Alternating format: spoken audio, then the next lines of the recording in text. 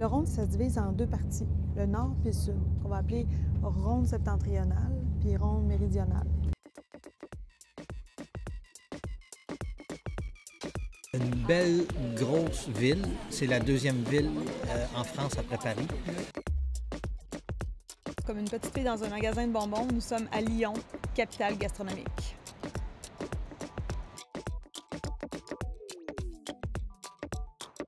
C'est à base de blanc d'œuf, de poudre d'amande et de sucre.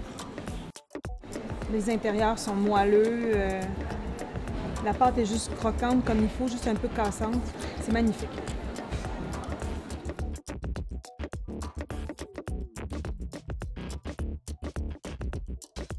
On arrive dans une ville où on retrouve des colonnes, où on trouve des stades ou des arènes. Ouais. On a beau pas connaître ça, c'est pas grave, on sait qu'on est à l'époque romaine.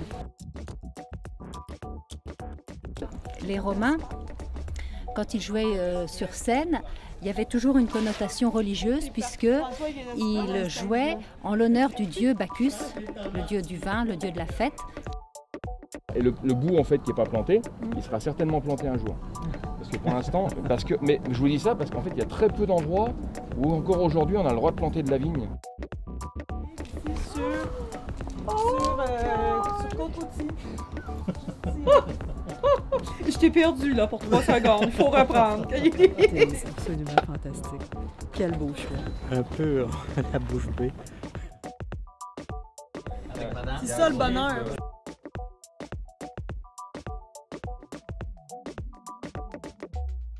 Le Rhône septentrional, vous voyez que les terroirs de vin se définissent tout le long de la rivière, qui est le Rhône.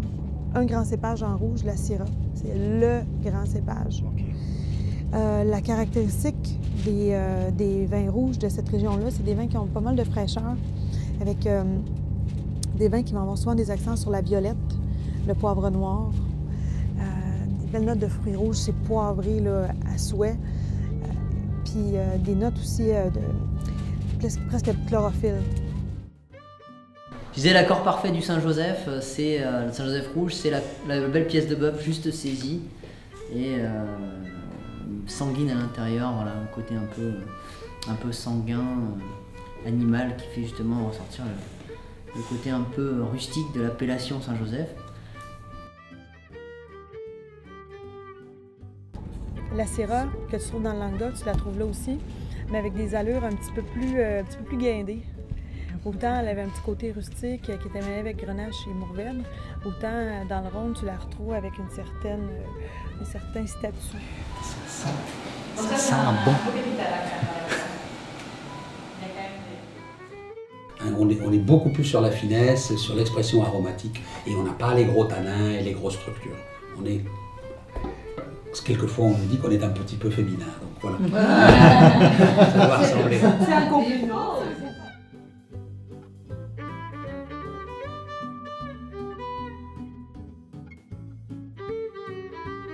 Ici, nous sommes dans la chambre où l'on dort, mais où on va également recevoir en journée. Au XVIIe siècle, la chambre n'est pas un lieu privé comme on le conçoit nous aujourd'hui, mais le lieu ouvert au public.